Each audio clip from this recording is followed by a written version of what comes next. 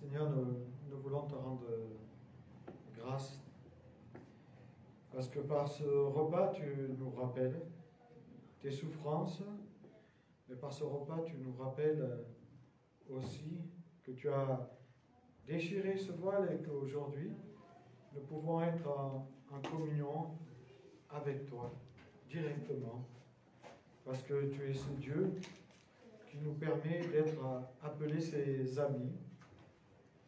Merci de ce doux privilège que tu nous as donné. Merci de nous donner ta paix, ta joie. Merci de nous remplir de ton espérance. Et nous voulons ce matin que vraiment tu disposes notre intelligence à saisir le message que tu as à nous dire, que tu ouvres nos cœurs, que tu nous rendes réceptifs, attentifs, mais que nous soyons prêts aussi à entrer dans tes projets, dans tes plans, que nous soyons prêts à nous laisser façonner par toi qui es ce grand potier. Nous te remercions parce que ta parole est vivante, ta parole est d'actualité et elle nous parle. Et nous voulons te remettre ce moment, Seigneur, le placer sous ton regard pour que ton esprit passe dans nos rangs, nous visite et nous donne d'être interpellés par toi. Oui, Seigneur, béni soit ton nom pour tout ce que tu veux faire dans nos vies, pour tout ce que tu as déjà fait. Au nom de Jésus. Amen.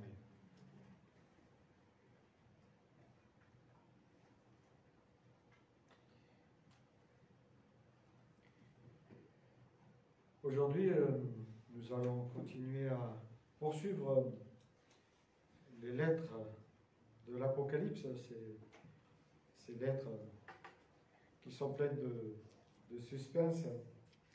Aujourd'hui, nous allons parler de cette quatrième lettre, celle de Thyatire, la lettre à Thyatire, adressée à cette église où Jésus dira qu'il est la flamme de feu. C'est assez intéressant de voir comme il se présente dans cette lettre et à cette église. Il met en lumière beaucoup de choses, comme à chaque fois quand Jésus intervient dans l'église, mais aussi dans nos vies. Il voit tout. Il nous est dit qu'ici, dans le texte, nous comprenons qu'il voit tout, qu'il sonde les cœurs au plus profond de l'être. Et ça, nous le savons et nous l'avons certainement expérimenté si nous sommes passés par la nouvelle naissance. Cette lettre à Thyatire est la plus longue des lettres et on peut s'imaginer ces églises qui ont reçu ces lettres. En fait, ça fait une boucle. Thyatire, c'est le retour de l'église d'Asie mineure. Cette lettre qui a été lue, c'était un rouleau à l'époque qu'on transportait et on lisait cette lettre à l'église. Et c'est une lettre assez surprenante quand même par son contenu. Heureusement que c'est Jésus qui parle, parce que si c'était nous qui disons tout ce qu'il y a dans la lettre, on aurait peur. Donc Thyatire était une ville où on faisait le commerce de la garance. La garance, c'est une racine pour faire un colorant rouge qui était beaucoup moins cher que celui qu'on faisait avec les coquillages. Donc d'où l'expansion de cette ville. La ville comportait, on le sait, une colonie juive avec une synagogue importante. Les Juifs de la diaspora avaient créé des synagogues un peu partout. Et elle comprenait de nombreux prosélytes, dont faisait partie Lydie, la marchande de pourpre, convertie par Paul dans le livre des Actes, dans Acte 16. C'est un beau passage, celui de ce message que Paul délivre, inspiré sous Dieu. Et il nous dit justement que Lydie va se convertir, elle et sa famille en fait. Je le relis. Quelques femmes ont été rassemblées là. Nous sommes assis avec elles. Nous leur avons parlé. Il y avait parmi elles une marchande d'étoffes de pourpre nommée Lydie, origine de la ville de Thyatire, qui a adoré Dieu. Elle écoutait, et le Seigneur ouvrit son cœur, de sorte qu'elle fut attentive à ce que disait Paul. Elle fut baptisée avec sa famille et ceux qui en descendaient. Puis elle nous invita en disant, « Puisque vous avez jugé que je crois au Seigneur, venez loger chez moi. » Et avec insistance, elle nous pressa d'accepter. Donc on voit que cette église de Thyatire, certainement a été fondée par cette marchande qui était Lydie. Et ensuite, il y a eu une succession d'hommes et de femmes dans cette église qui ont pris certainement la relève. On sait que la ville comprenait à peu près 17 000 personnes, mais avec près de 3 000 chrétiens. Donc c'était vraiment un réveil qui s'était passé dans cette ville. Mais dans cette église, il y avait cette soi-disant prophétesse qu'on va prénommer Jézabel, qui semait le trouble dans l'église par ses enseignements. Elle avait un certain pouvoir sur l'auditoire. C'était une femme qui avait un charisme, certainement. Mais on sait que le nom Jézabel est toujours symbole de prostitution, c'est-à-dire d'éloignement de Dieu, aussi de refus de ce que Dieu annonce dans sa parole. Et je vous invite à la lecture d'Apocalypse, au chapitre 2, et nous allons lire cette lettre qui est la plus longue, mais qui est quand même assez courte. Et on peut s'imaginer Paul qui va lire ça, enfin pas Paul, plutôt le messager qui est envoyé pour lire cette lettre dans l'église de Thyatire de la part de Jésus-Christ. Et donc on peut s'imaginer là, tout le monde est là, il tend de l'oreille. Il y a une lettre qui nous vient de Jean, hein, donc tout le monde est prêt à écouter. On est très attentionné. Et il dit cela. À l'ange de l'église de Thyatire, écrit, « Voici ce que dit le Fils de Dieu, dont les yeux sont comme une flamme ardente et les pieds comme du bronze. Je connais tes œuvres, je connais ton amour, ta fidélité, ton service et ta persévérance. Je sais que tes dernières œuvres sont plus nombreuses que les premières. Pourtant, j'ai un reproche à te faire. Tu laisses cette femme, cette Jézabel qui se dit prophétesse, égarer mes serviteurs en leur enseignant à participer au culte des idoles, en se livrant à la débauche et en mangeant les viandes des sacrifices. Je lui ai laissé du temps pour qu'elle change, mais elle ne veut pas renoncer à son immoralité. Voici, je la jette, elle et ses compagnons de débauche, sur un lit de grande détresse, à moins qu'il ne change en renonçant à agir selon son enseignement. Je livrerai ses disciples à la mort. Ainsi, toutes les églises reconnaîtront que je suis celui qui sonde les pensées, les désirs, les secrets. Je donnerai à chacun de vous ce que lui aura valu ses actes. » Et donc, on peut s'imaginer, dans l'auditoire, si Jézabel était là avec ceux qui la suivaient, elle ne devait pas être très à l'aise. Quant à vous, les autres membres de l'église de Thyatire, vous qui ne suivez pas son enseignement et qui n'avez pas voulu connaître ce qui appelle les profondeurs de Satan, je vous déclare, je ne vous impose pas d'autre fardeau, mais tenez fermement ce que vous avez jusqu'à ce que je vienne. Au vainqueur, à celui qui continue à agir jusqu'à la fin selon mon enseignement, je donnerai autorité sur les nations. Il les dirigera avec un spectre de fer, comme on brise les poteries d'argile. Ainsi, que j'en ai reçu, moi aussi, le pouvoir de mon Père, et je lui donnerai l'étoile du matin. Que celui qui a des oreilles écoute ce que l'Esprit dit aux églises. Donc voilà, une lettre qui était certainement circulaire pour les églises d'Asie, hein, donc voilà, toute l'ancienne Turquie. Voici ce que dit le Fils de Dieu. Donc c'est un message assez décapant, hein, qu'on pourrait peut-être pas se permettre, mais un message direct qui a du bon, puisqu'il remet à sa place ce qui doit être remis à sa place. En tout cas, cette église de Thyatire semble être en premier abord dans une dynamique de vie, hein, puisque l'auteur met en lumière 10 points, dont 6 points qui sont positifs. C'est pas rien, hein, 6 points positifs, et on peut les regarder, les qualités. D'abord, je m'arrêterai sur « je connais ». Et c'est important de savoir que Dieu connaît chacun de nous, hein, au plus profond de notre être. Entre nous, on peut jouer un jeu, se mentir, mais Dieu connaît. Hein. Hébreux 4, 12 nous parle de cette parole qui est plus aiguisée qu'une épée à double tranchant. Hein. La parole de Dieu, c'est quelque chose qui sonde les profondeurs de l'âme.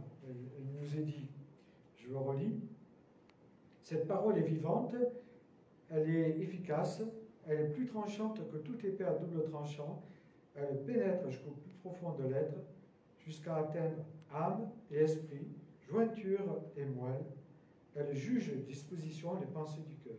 Nulle créature n'échappe au regard de Dieu, tout est à nu et à découvert aux yeux de celui à qui nous devons rendre des comptes. Donc voilà, quand il dit « je connais », on comprend qu'il sonde la plus profonde des cœurs de chaque être humain. Ça en dit long aussi sur cette vue que le Seigneur a sur nous. Et puis le premier point positif, « je connais tes œuvres ». Donc c'est une église qui faisait des œuvres avec des actions. Hein, on pourrait penser à des actions de diaconie ou autres. En tout cas, c'est une église qui est active. Hein. À l'actif, je connais tes œuvres. Deuxièmement, je connais ton amour. Hein. Donc une église qui fait des œuvres, qui a de l'amour, c'est déjà beaucoup. Hein. Si chaque église avait beaucoup d'œuvres, beaucoup d'amour, ça irait mieux. Ensuite, le troisième point qu'il met en évidence, c'est ta constance. C'est-à-dire une fidélité aux réunions, aux rencontres, une persévérance à cheminer. Et donc, ça aussi, c'est pas rien, c'est des points qu'on aimerait retrouver dans beaucoup d'églises. Et puis, quatrième point, ta foi, ton service, ton diaconie, on pourrait dire, ça pourrait être traduit comme cela, en faveur des pauvres. Et on sait que dans l'Église, le diaconie, quand on lit Actes 6.3, a été mis en place assez rapidement pour le service des veuves. Et le texte nous dit que on ne donnait pas n'importe comment à n'importe qui. Hein. Le texte d'Actes 6.3 nous est dit d'abord que ceux qui opéraient le diaconie, il y avait Étienne, hein, donc, et c'était des hommes et des femmes remplis de l'esprit qui pouvaient avoir du discernement si on devait aider telle ou telle personne. Et dans Actes 6.3, nous retrouvons le diaconie qui est mis en place dès la diffusion de l'esprit et que l'Église se constitue. On va mettre en place le diaconie. Ensuite, le point 5, c'est la persévérance de cette Église. Donc, il y a quand même des points positifs. Il y en a beaucoup, je trouve, des points positifs. Et puis, non seulement sa persévérance, au verset un peu plus loin, il nous est dit « Je connais l'accroissement de tes œuvres ». En fait, l'Église va de progrès en progrès. On pourrait dire qu'elle grandit. Mais voilà, tout ce qui grandit n'est pas forcément bon, hein, puisque le Seigneur, à partir de là, il va mettre en évidence certains problèmes. Donc Jésus, en fait, fait des compliments à cette Église, parce qu'il y a des compliments à lui faire. Au premier abord, c'est vrai qu'elle paraît très sympathique, très animée même. Mais voilà. Il y a ce gros problème, c'est cette Jézabel. On pense qu'elle avait pris en main quelque part l'Église, puisqu'il est question qu'elle enseigne. Donc ça veut dire que quelque part, elle avait pris en main l'Église. Et là, le Seigneur fait un reproche, c'est cette tolérance que vont avoir les responsables de l'Église envers la femme Jézabel.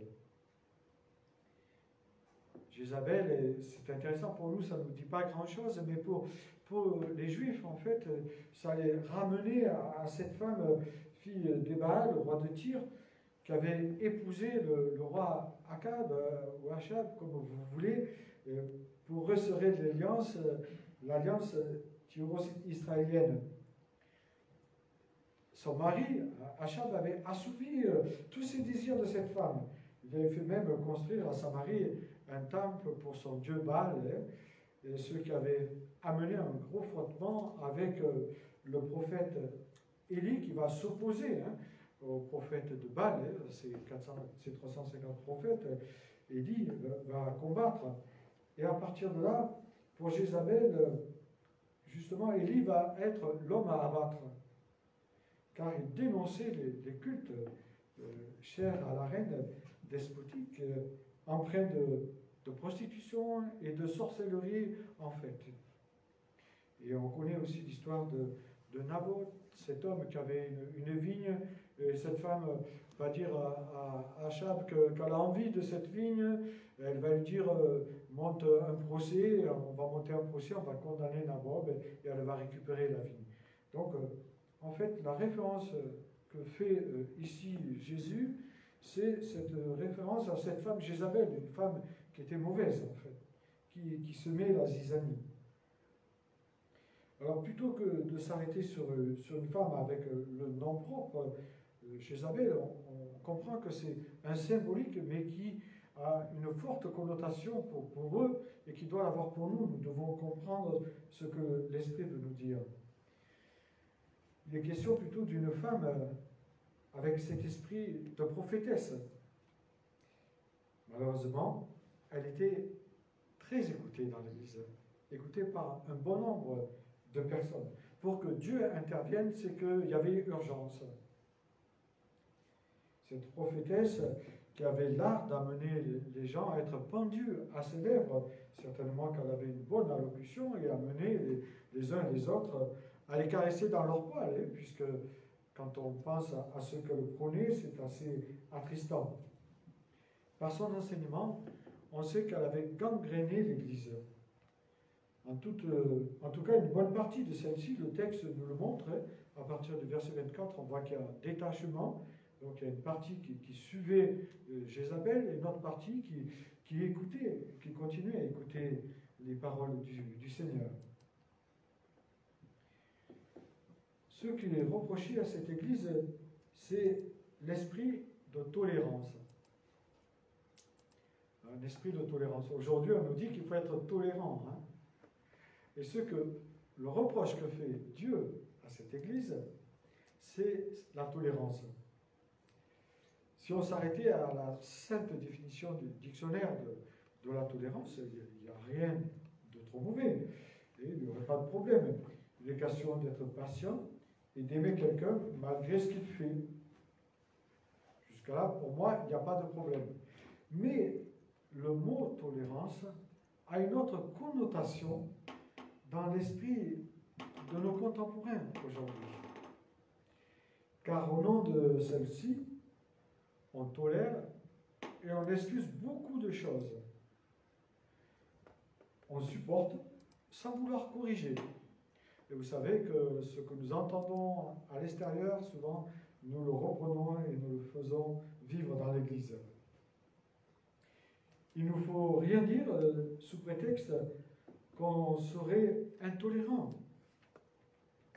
On ne peut pas même donner son avis, être contre ceux qui sont tolérants, soi-disant, dans notre société, parce qu'on serait vu comme des gens intolérants. Notre société arrive à tolérer n'importe quoi. La débauche, ça fait partie de la vie. Sous toutes ses formes.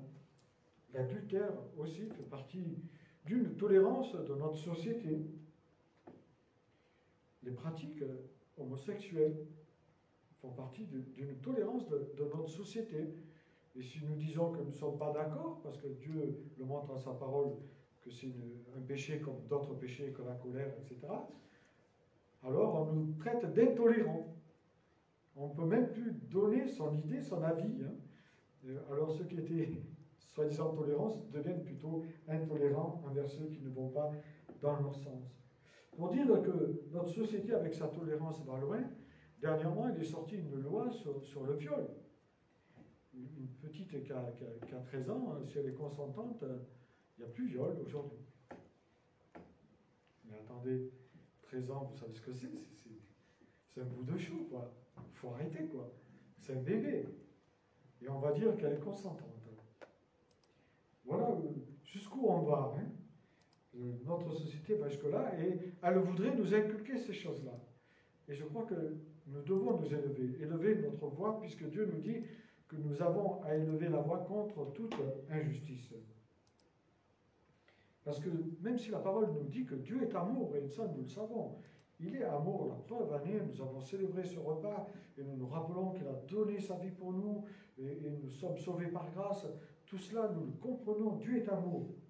Mais même si l'amour, il condamne sévèrement le péché. Il exclut le pécheur du péché. Mais il n'est jamais tolérant vis-à-vis du péché. La preuve en est dans cette Église.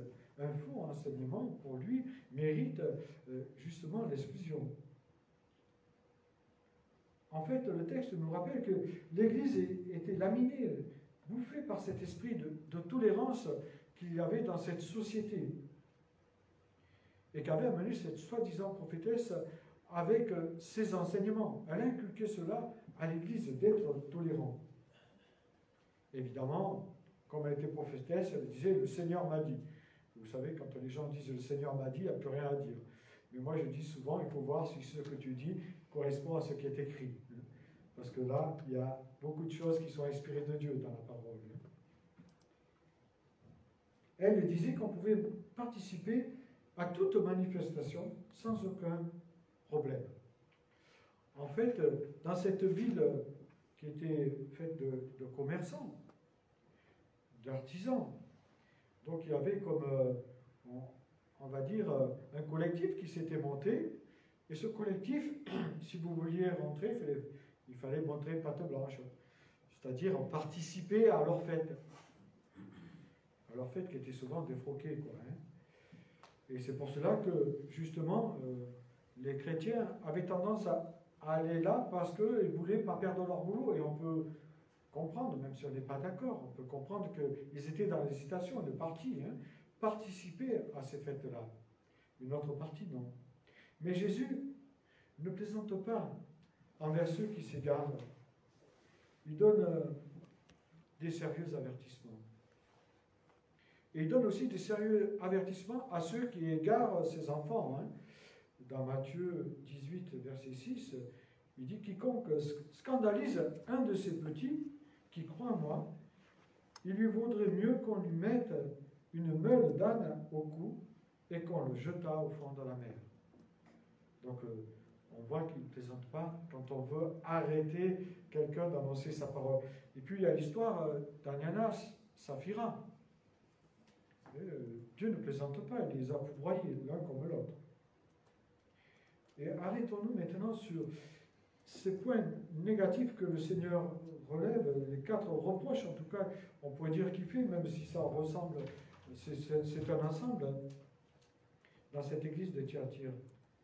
Tu la laisses enseigner ses fausses doctrines. Certainement que cette femme, puisque Lydie avait créé l'église, elle en avait profité pour dire qu'elle pouvait aussi enseigner. Elle s'était auto-proclamée, comme bien souvent, ça arrive des gens qui s'auto-proclament.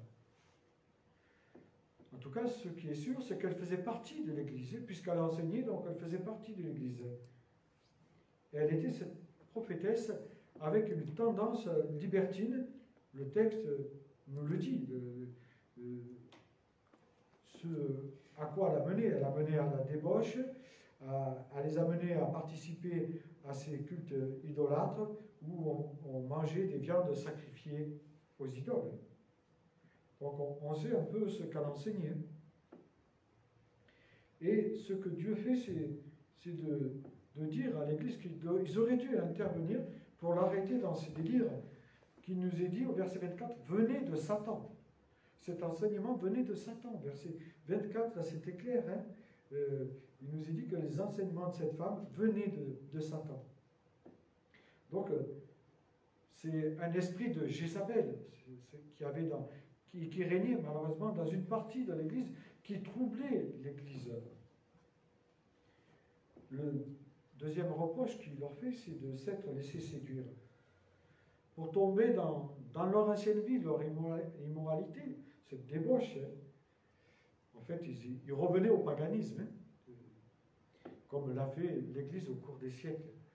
Nous la voyons, une Église évangélique jusqu'en 352, et puis dès que Constantin proclame l'Église religion d'État, le paganisme va s'instaurer petit à petit. Et les chrétiens étaient aussi coupables puisqu'ils adhéraient à cela.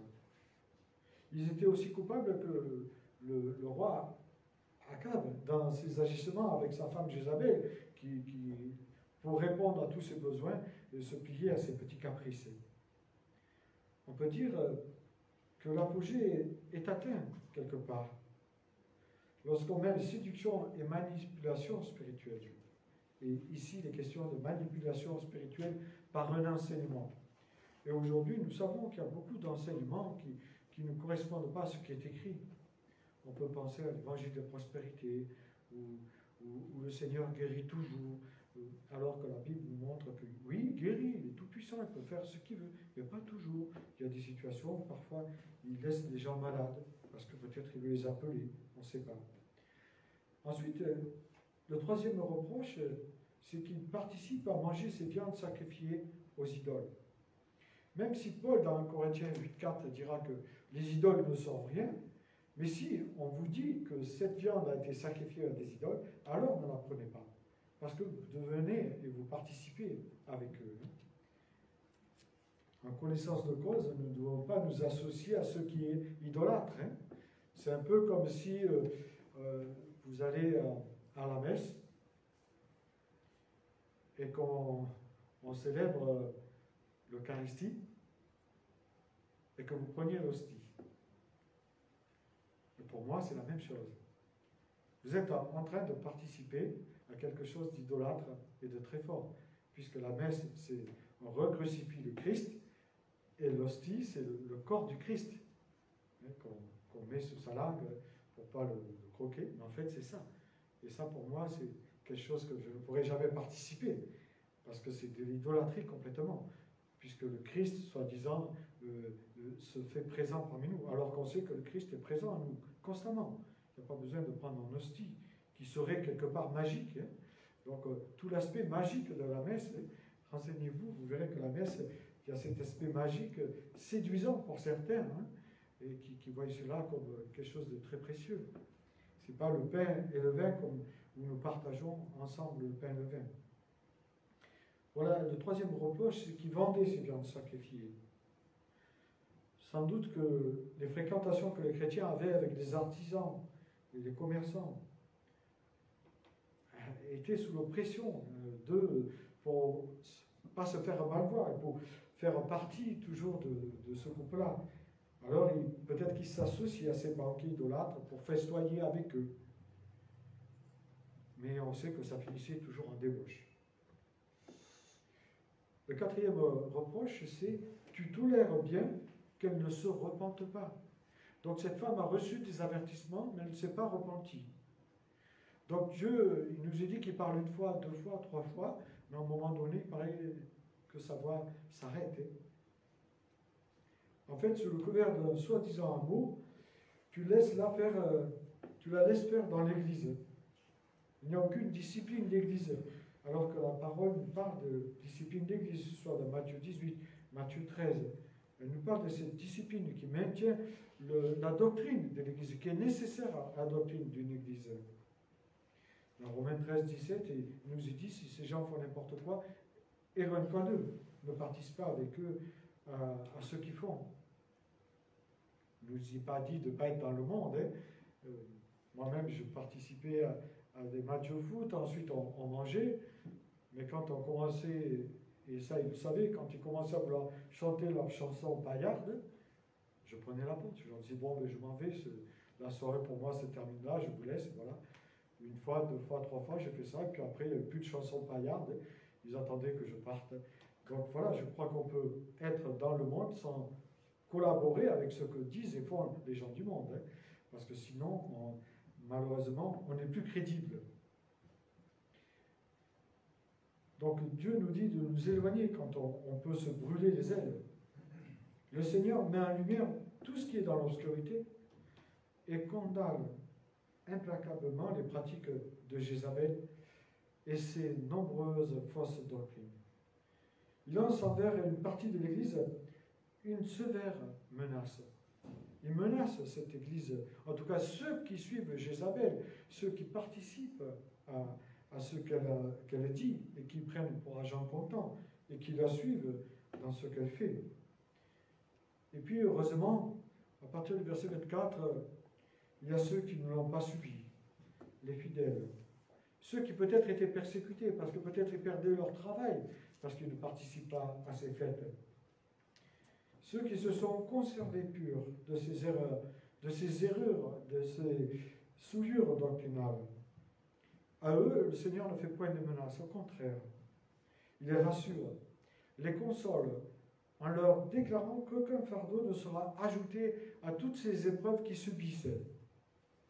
Parce que c'était déjà assez douloureux pour eux d'endurer. Aux vainqueurs, il leur dit, je leur donnerai l'étoile du matin. Ils verront et participeront à la gloire future du règne de Jésus-Christ dans l'humanité. Donc, le Christ nous dit qu'à nous, si nous sommes vainqueurs, nous pourrons participer à cela. Donc, le message de Thyatire nous rappelle le besoin de nous examiner en tant qu'Église locale, en tant qu'individu, mais en tant qu'union d'Église. Et le Seigneur nous demande de rejeter tout ce qui, dans nos vies personnelles, dans l'Église ou dans notre union, n'est pas ancré dans la parole de Dieu, doit être rejeté. Notre doctrine, notre comportement, nos actes, nos motivations, nos actions, nous pouvons et nous devons nous poser la question, est-ce qu'elles s'accordent avec ce que Dieu attend en tant qu'individu, en tant qu'assemblée, en tant qu'union d'Église. Cette Église de Thyatire a été reprise pour justement aller de l'avant. Et le Seigneur, quand il nous parle, c'est justement pour que nous soyons repris, que nous allions de l'avant. Il nous dit qu'à nous fidèles, il nous donnera cette couronne de justice si nous savons courir la course jusqu'au bout. Alors demandons au Seigneur son action dans nos vies pour que nous restions des hommes et des femmes fidèles et que nous ne tombions pas dans le laxisme, que nous ne tombions pas sur la séduction d'une Jézabel, afin d'être toujours des témoins vivants de l'amour de Christ pour notre prochain. Chassons tout esprit de Jézabel qui peut être en nous, dans l'Église ou dans notre union d'Église.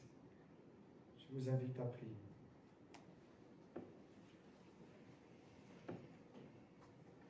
Seigneur notre Dieu, merci pour ta parole. Merci pour ces enseignements qu'elle nous donne et pour les avertissements qui ont été donnés à cette église de Thyatire, mais qui sont bons encore pour nous aujourd'hui. Parce que nous savons que des faux enseignements peuvent entrer dans l'église, dans l'union, dans nos vies aussi. À force de ne plus lire ta parole, à force de ne plus vérifier ce qui est écrit, nous pouvons nous laisser embrigader dans toutes sortes de mauvaises doctrines.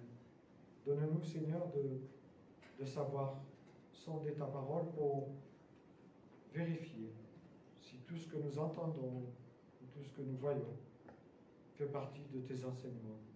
Et aide-nous à avoir la force de vraiment nous affirmer, que ce soit au travail, dans nos familles. Aide-nous à être ces témoins, mais témoins qui ne participent pas à n'importe quoi. Donne-nous d'être dans le monde, mais donne-nous de comprendre que nous ne sommes pas du monde. Et merci pour la richesse de ta parole qui nous rappelle que tu es présent parmi nous, que tu es ce Dieu qui nous aide à cheminer malgré nos manquements, malgré nos difficultés. Tu nous aimes et tu veux nous aider à courir cette bonne course. et à combattre ce bon combat. À toi seul la gloire, Jésus.